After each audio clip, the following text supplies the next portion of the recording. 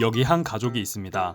아빠와 엄마, 그 사이에서 태어난 아이로 구성된 지극히 정상적인 가족입니다. 하지만 집에 엄마나 아빠 중 한 명만 있다면 비정상일까요? 아이가 없다면, 동거를 택했다면, 결혼이 내키지 않아 반려동물과 같이 살고 있다면 어떨까요? 우리 곁은 남들과 조금 다른 가족들이 늘고 있습니다. 지난해 11월, 방송인 사유리가 결혼하지 않고 정자를 기증받아 아들을 낳은 사실이 화제가 됐습니다. 비혼 여성 사유리의 출산은 부모와 혈연관계의 자녀로 구성된 이른바 정상가족이 표준인 한국 사회에 질문을 던졌습니다. 안녕하세요. 사랑의 아빠 김지환이라고 합니다. 배우자와 둘이 살고 있고 또 여성과 대중문화에 관해서 주로 글을 쓰는 최지은입니다. 저와 그 애기 엄마의 피치 못할 사정에 의해서 같이 살 수 없게 되고, 그 사랑이가 아주 어렸을 때 거의 태어난 지 한 달 정도 됐을 무렵부터 사랑이랑 단둘이 살게 됐었습니다. 지금 7살이고요. 이제 내년부터 학교를 가야 합니다. 제가 결혼을 하고 둘이 살면서 계속 즐겁게 지내다 보니까 이 정도의 둘로 구성된 가족의 형태가 우리에게는 좀 가장 잘 맞고, 이것을 바꿀 만큼, 그리고 이제 인생에 굉장히 큰 변수를 더할 만큼 아이를 원하지는 않았다는 게, 가족의 형태가 조금 다른 것뿐인데 나를 향한 불편한 관심은 우리 가족을 더 외롭게 합니다. 네, 아이가 길에서 그런 얘기를 듣고 왔대요. 어떤 그 할머니 아줌마들이 나를 보더니 나를 안다고 그러면서 얘 되게 불쌍한 애라는 말을 했대요. 우리 둘은 행복한데 왜 우리 보고 불쌍하대지?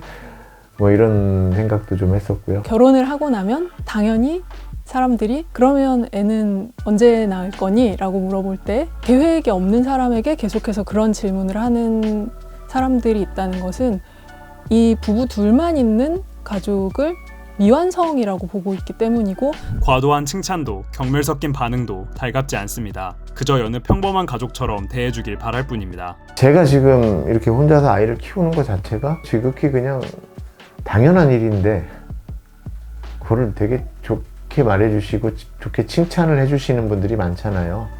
솔직히 너무 과한 칭찬도 편견이거든요. 모든 부모님들이 그렇게 아이를 잘 지켜주고 계시다라고 하면 저만 칭찬받을 일이 아니라 그분들은 모두 다 칭찬받고, 다 같이 서로 축하해줘야 될 일입니다. 부정적으로 반응하는 패턴은 궁예형이라는 게 있는데, 궁예형은 애를 못 낳으면서 안 낳는 척 하지 마라 이런 거고요. 또 저렇게 아이 안 낳겠다고 하는 사람들은 다 불행한 가정에서 자랐을 거야 라고 넘겨짚고 편견을 갖는 경우, 그리고 애국형이라고 해서 너희 같은 사람들 때문에 나라가 망한다. 또 위선형도 있는데, 그거는 뭐냐면 너희의 삶의 방식을 존중하는데 어디 가서 이런 얘기 하고 다니지 마라. 그렇다면 존중은 어디에 있는 것인가, 그런 생각이 들죠. 편견과 소외가 찬바람처럼 파고드는 일상. 평범한 가족을 꾸리지 않은 걸 후회한 적은 없을까요? 더 나이 들고 나서 이제 원해도 아이를 낳을 수 없게 되면 그때 후회하지 않겠냐라고 이야기를 하시는데, 사람이 어떤 선택을 하든 후회 없는 삶을 살 수는 없다고 생각하거든요. 그리고 아직까지는 후회하지 않습니다. 저는 만족도가 너무 높아요. 그래도 동시에 우리 아이의 만족도는 높을 수가 없겠죠. 그 미안함이 늘 저한테는 자리 잡고 있는 것 같아요. 그래서 그 미안함을 안 잊어야 그만큼 더 우리 아이를 더 한 번이라도 더 돌아보고, 남들과 달라서 누리는 기쁨도 있습니다.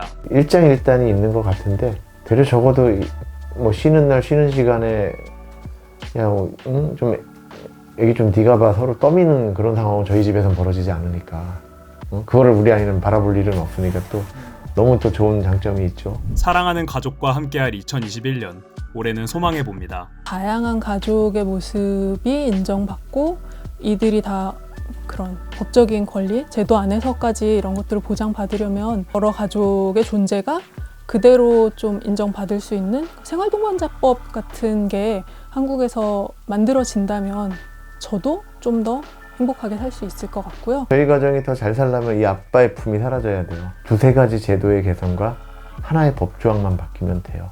그러면 굳이 아빠의 품은 필요하지 않는 민간단체예요. 그러면 저는 이제 그냥 온전히 제 생계와 아이의 성장에만 집중을 할 수 있겠죠. 그걸 제일 바라요.